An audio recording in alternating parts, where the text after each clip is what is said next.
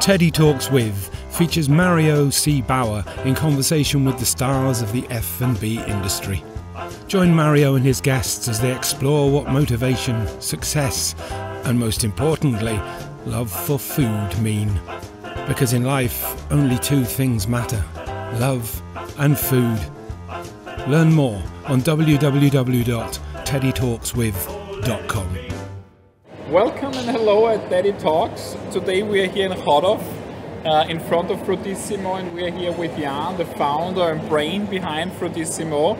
And I'm so happy because I'm getting to drink good juices. So welcome, Jan. Thank you. Thank you for having me here. So this juice is Happy Buddha, you said. So what is in my juice? What I'm drinking?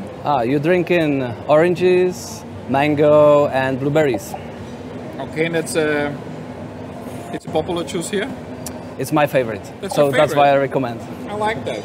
So Jan, how did you start? Because I mean, we were chatting before, 81 stores in 3 countries, 65 here in Czech Republic. So I think when I go out on the street and say, tell me the fruit juice concept, everybody would scream Fruitisimo. How could you build 65 stores in such a small country? How that came? Thank you. It's a long story. Fruitisimo is a juice bar company. We started 16 years ago, and now we have 81 stores across three countries. And the story started in the United States. I went to a work and travel program when I was on university. I was 20 years old, and I went for holidays to work in America. And just by coincidence, I started working in a cafe restaurant on the beach, and I really enjoyed working there.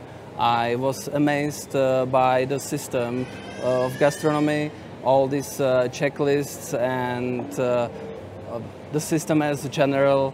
And it seems a little bit weird for me in the beginning, I would say, but when there was a Friday night and Friday evening and people were waiting about 1 hour to get inside to get a table, and then I realized the importance of all these checklists, and yeah, that was influence when we decided to start Fruitisimo.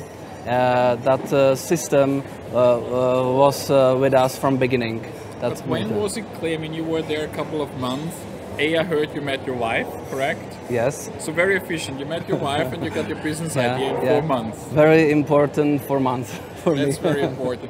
So, but why fruits? I mean, you could come home with burgers, you could come home with hot dogs, you could come home with all the American food. Why fruit? Yeah. As I said, we were 2 partners. Now my partner left, or he's in other business, and so we start working in gastronomy. He was in Washington DC, I was in Ocean City, Maryland, next to the ocean.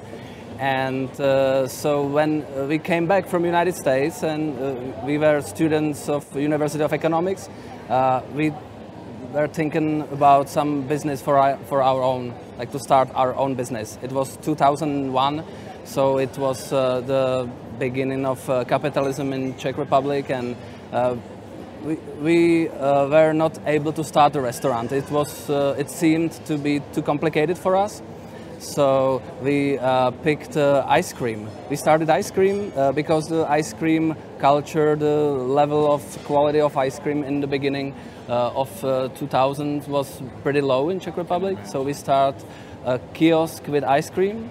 And it was already called Fruitisimo? It was called Fruitisimo in the beginning. The ice cream was from fruit, and it was homemade ice cream. That was important because in those years there was just this industrial ice cream, and so we came with a handmade ice cream, and it was expensive. I remember as it was yesterday. How much you sold one portion of ice cream back then?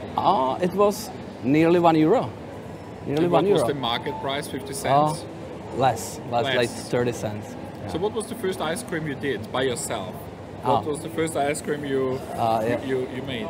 We did apple ice cream from apples, which was it was during the summer, so it was sour, and the second one was blueberry. We always mix like one and the second one. It was this soft ice cream dispenser. Yeah, I remember we bought really cheapest one in the beginning and had to replace it in 3 months. But that was the beginning. Yeah. I think a lot of our guests here will not understand how the situation was 2001, 2, 3 here in Czech Republic, because now we're sitting in an amazing shopping center here in Chodov, and I look around and we have McDonald's, we have KFC, we have Vapiano. So here, this shopping center now, that could be in Germany, that could be in France, it could be everywhere. But 2002, it was a completely different world. What was the environment? Because I think we really like to learn in which situation this concept grew. Yeah. I would say that the era of shopping centers, shopping malls in Czech Republic, it really helped Fruitisimo with growth, because we opened in Palác Flora. That was probably the second shopping center, second modern shopping center opened in Prague, and because of the success, we paid off our investment within 4 months. So then that was the boom. Because it was summer. Yes, that was summer. Exactly, great time for ice cream. And then, sure, we were thinking about opening the second one, and there was a boom of shopping centers everywhere. So it was much easier to get the lease space in a shopping center in that times, because when you have a new shopping center with at least 100, 150 new stores, it's much easier to get in than when the shopping center is leased and you have to wait. So could you say that the success, the early success of Fruitisimo was connected here in Czech with the success of the modern shopping malls? Sure. Yeah. So you had the right timing. Yeah, the right timing. Also, as I told you, we start only with ice cream in the beginning, the first 2 years. So the environment, regarding temperature in the shopping center is quite stable during the year. So, of course, we had a little bit troubles during the winter time, because the ice cream is not that popular during winter time, but it's not that bad in a shopping center as when you outside on the street, because on the street you have 0, -10. In a shopping center you have 25 degrees all the time. So when you look back now, you're 16 years on the market, 3 countries, you're in Hungary, you're in Slovak, you're in Czech, you changed the partner, as you said before. What was the biggest success? So what was the day when you came home and said, what was the biggest success so far? What was the wow moment in your career? I would say it's when we reached 10 stores, I realized that we are part of something great. Okay. Yeah, because the 10 stores level, it's about you have to hire more people for management. You cannot do everything by yourself. And so that was the first level, or like the first checkpoint. I realized that there is something growing. Then the second checkpoint was franchising. We start franchising after 8 years. So it's 8 years ago we started with local franchising. Why you started? What was the impulse? We wanted to grow faster. So you have faster expansion because with the same money, because the investment is part of the franchise agreement and it's on a franchisee. You can grow faster into regions, so outside of the capital city. And we saw too many opportunities to open stores, so the franchising was just a, I think, natural step. How you pick your partner? What was your main criteria for you personally? What does this person, not like financially, but what kind of person you try to find? What's your key parameter? Yeah. This podcast is brought to you by the Curtis brothers, creators of artisanal organic ketchup. Guaranteed to tickle the taste buds of foodies, entrepreneurs and teddy bears around the world. Learn more on www.curtisbrothers.com. In the beginning of franchising, we were looking for hands-on single entrepreneurs. it changed a little bit, but the main reason or factor I need to understand with my partner. I think the franchise partnership is about the same when you have the company with the partner, because you in the good times and bad times together, and so I think the franchise agreement, as in Fruitisimo, is really close partnership. So I know all franchisees personally. We always, before we sign the agreement, we go for lunch or dinner to know each other much better. And yeah, I usually the strategy to find a franchise partner was to tell everything correct and wrong to make you not sign the agreement, and when you, despite of this, sign the agreement, then you write franchisee. So you're very transparent and open with the numbers. Yes, because from the long-term vision, yeah, it's not hard to sell Fruitisimo franchise to everyone really fast, but when you sell it to not good partners, when you sell it not transparently, it's just come back very quickly. Completely. So we didn't do it like this. We want a long-term partnership. So now we franchise for 5 years. So we have now the second round for our oldest franchisees.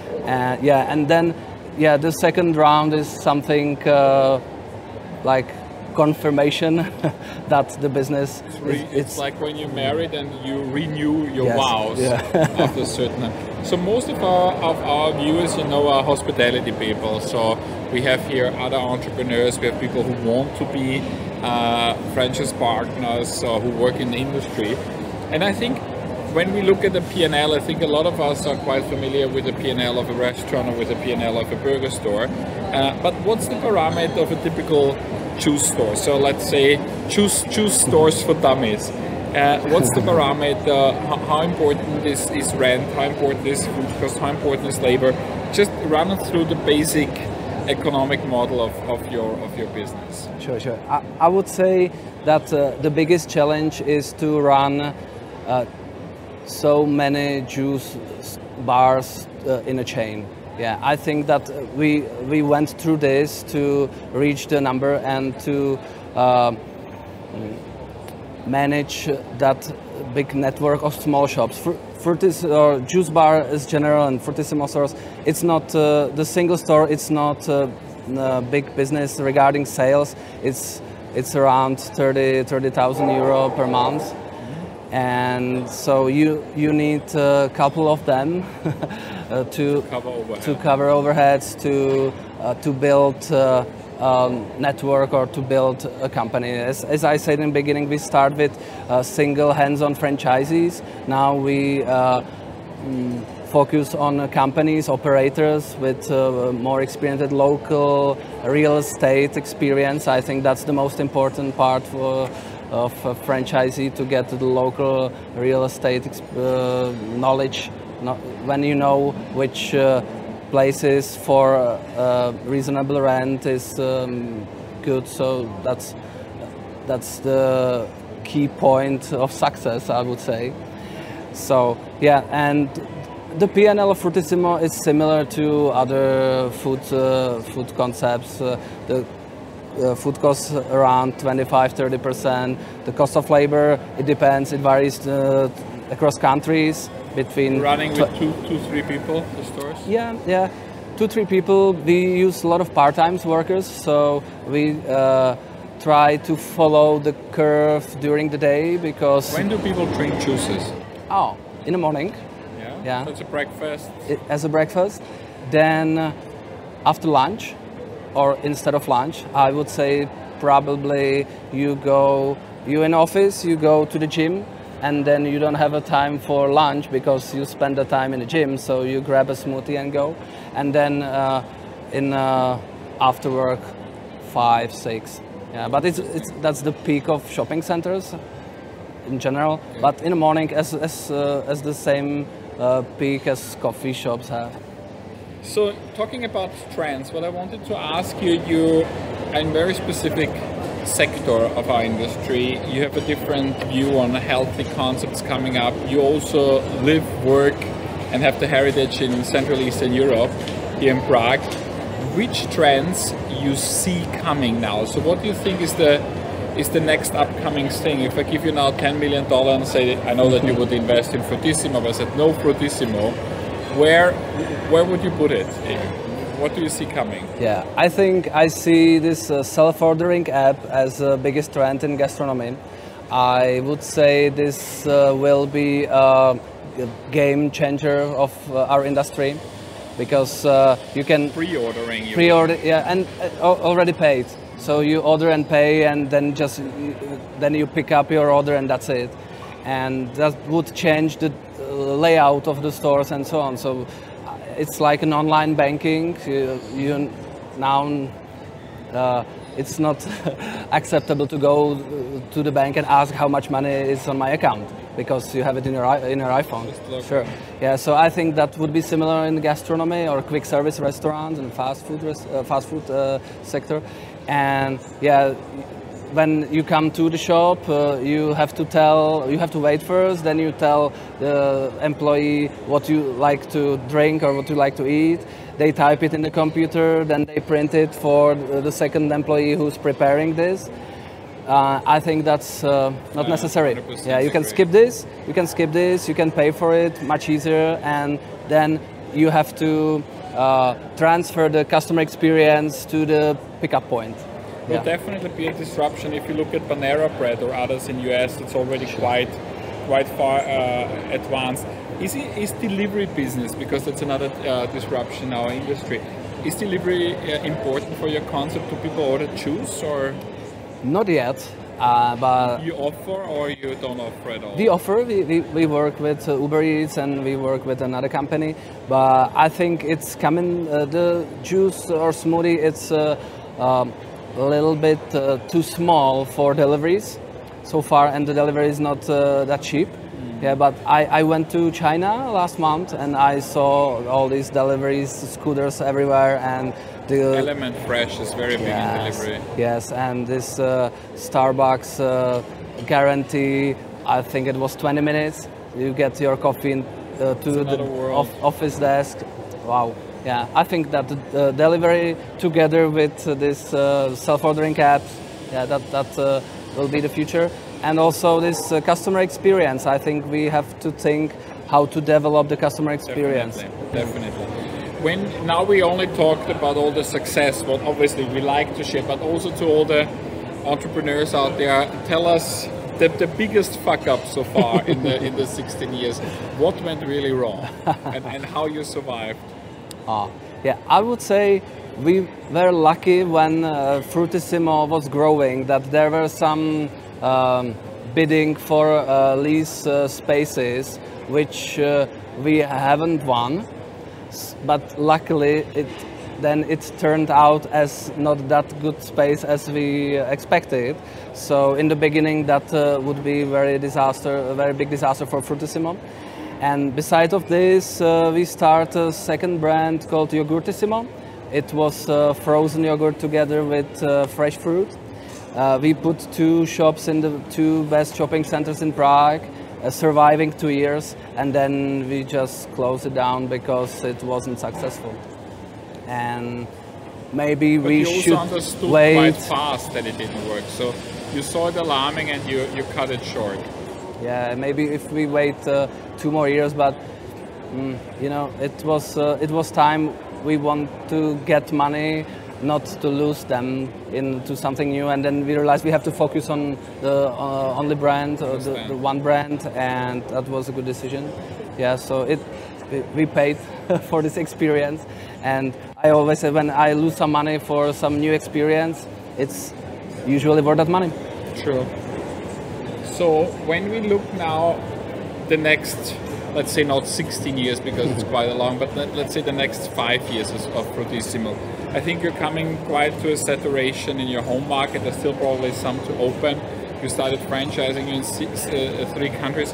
What's your goal for the next 5 years? What's in your book? What is your game plan? Yes, yeah, we see a lot of potential of expansion.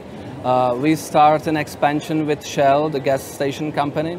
This cooperation ended up being our first major multi-franchisee, and then I realized that the future of Fruitisimo is in multi-franchising. So we would like to expand on a franchise model into new markets.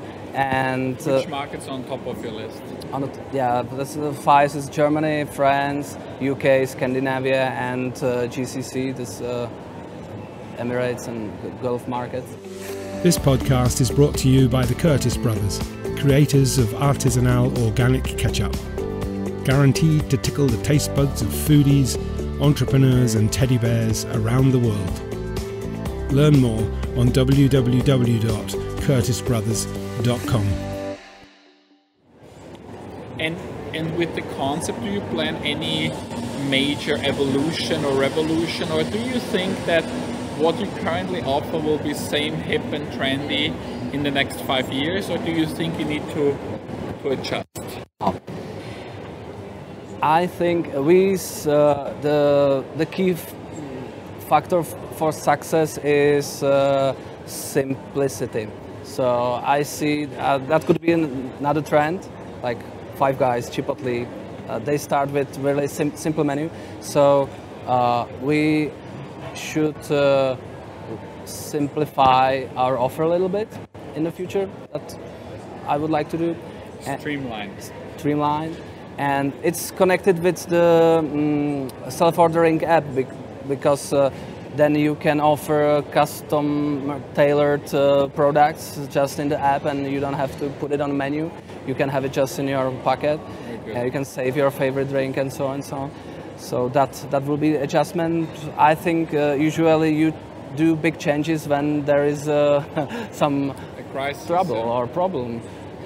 Never change a winning team as long as it's running. It's running. Yes. When you now look back, and I always try to get the feeling, how much is luck and how much is hard work? Because the time when you started was not easy. We're not living in a part of the world like California where people are paying 15-20 euro for a juice.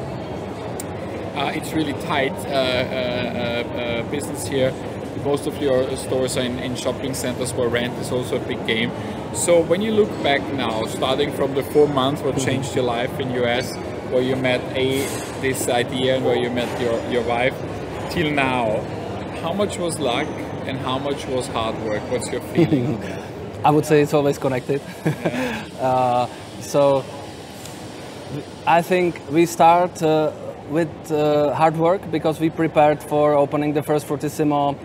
Maybe we were the first ice cream stand which has this long checklist, and it was all made in Excel sheets and PowerPoints, which wasn't that common in 2001 or 2003. And then the luck came, and then it was followed more by luck, and then again the hard work. I think it's phases. Yes. We never intend to build a chain. So in the beginning, I would say you failed because now you have 81 stores. So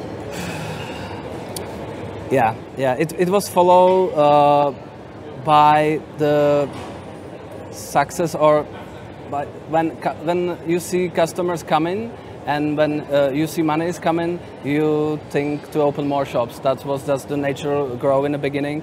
Now we think more strategically, and we look to the future. And I see a big potential for expansion because we are very flexible in terms of formats.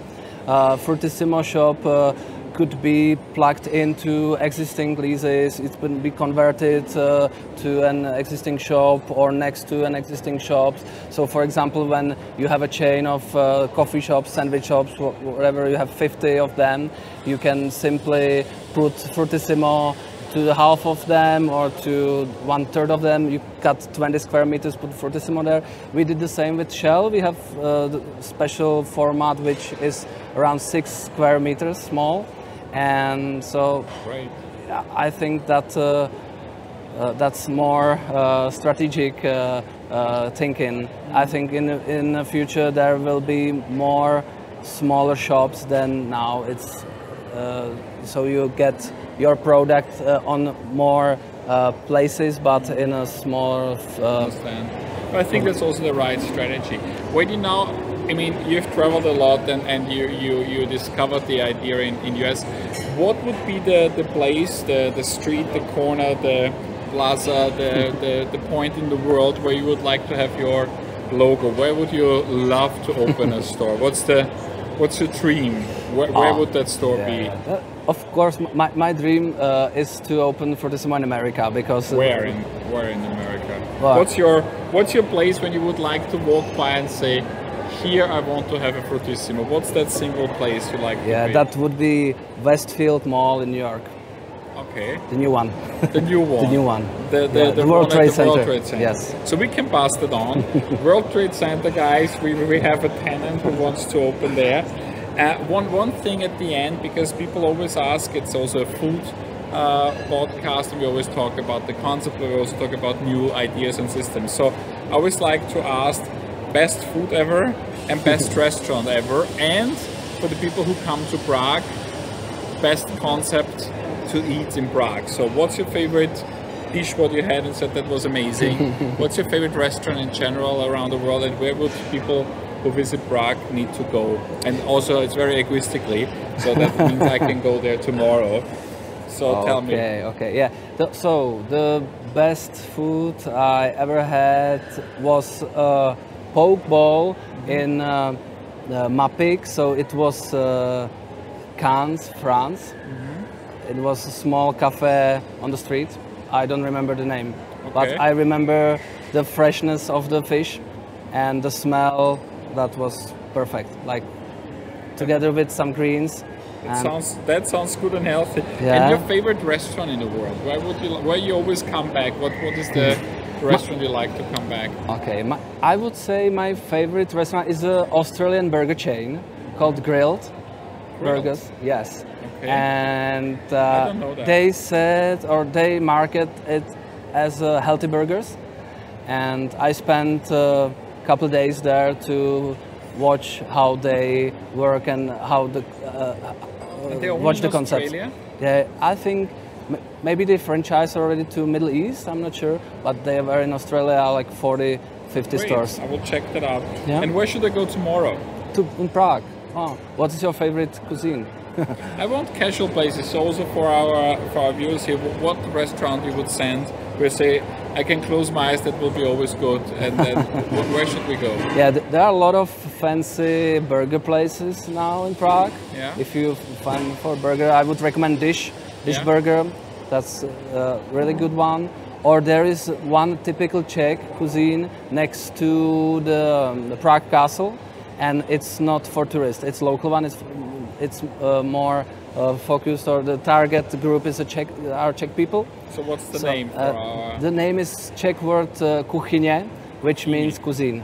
Cuisine. Or so kitchen. Guys, or kitchen. Yeah. We have a great burger concept somewhere in Cannes. We need to find that. We have Grill, that's his favorite restaurant in Australia. Dish, a local burger, what I will definitely check out, and the local cuisine.